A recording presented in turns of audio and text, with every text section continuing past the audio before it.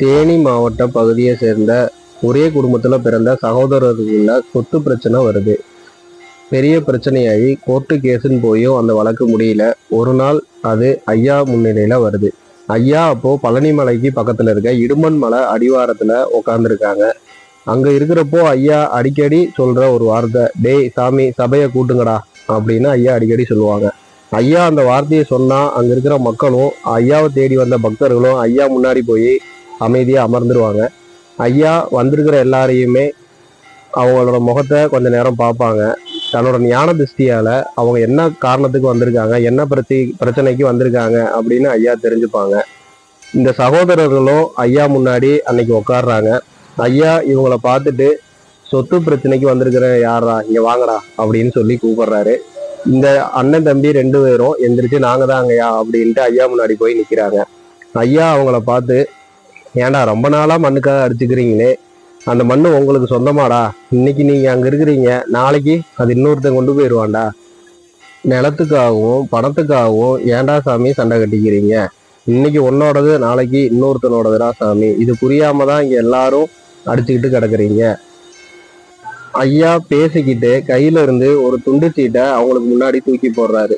அதை எடுத்து பிரிச்சு பாருங்கடா சாமி அப்படின்னு சொல்றாரு. இவங்களுக்கு ஒரே ஆச்சரியம், அதுல என்ன இருக்குன்னு தெரியல அப்படின்ட்டு வேகமா எடுத்து அதை பிரிச்சு பாக்குறாங்க. அதுல ஐயா அவங்களோட சொத்து விவரங்களை சரிபாதியா சமமா பிரிச்சு 2 பேர் பேர்லயும் எழுதியிருக்கிறாங்க.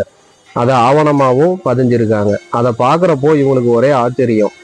ஐயாவை பாக்குறாங்க. ஐயா அவங்க பாக்குறத பார்த்தோன்னே, ஏண்டா எனக்கு எது கணக்கு தெரியாதுன்னு நினைச்சிட்டு இருக்கிறியா, இந்த கணக்குனுக்கு தெரியாத கணக்குன்னு ஒண்ணு இருக்காடா சாமி, நீங்க வீட்டுல கிளம்புனப்பவே நான் இங்க உங்க கணக்கை போட ஆரம்பிச்சிட்டேன்டா சாமி, 2 பேருக்கும் சரிபாதியா கரெக்டா கணக்கு போட்டிருக்கேன் சாமி, உங்க கணக்கு தப்பா இருக்கலாம் சாமி, ஆனா அந்த கணக்கு என்னைக்கு தப்பாகாது சாமி, இதுல இருக்கிற மாதிரி சரிபாதியா பிரிச்சுக்கிட்டு சண்டை இல்லாம சந்தோஷமா ஒன்னா வாழுங்க சாமி, போங்க அப்படின்னு ஆசீர்வாதம் பண்றாரு.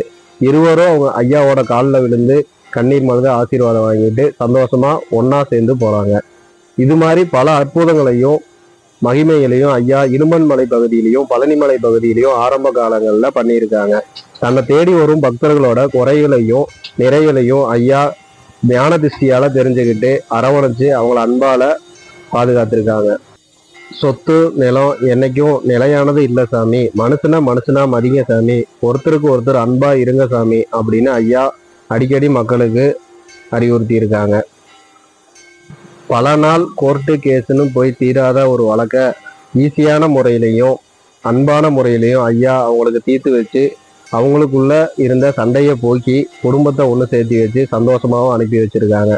இது மாதிரி பல அற்புதங்களையும் மகிமைகளையும் ஐயா பண்ணியிருக்காங்க. இந்த சேனலை சப்ஸ்கிரைப் பண்ணிக்கிங்க. ஐயாவோட அடுத்தடுத்த மகிமைகளை ஒவ்வொரு வீடியோலையும் நீங்கள் தெரிஞ்சுக்கலாம். சத்குருவே சரணம், ஷட்குருவே சரணம், பழனிச்சாமி சாமிகள் திருவடிகள் சரணம்.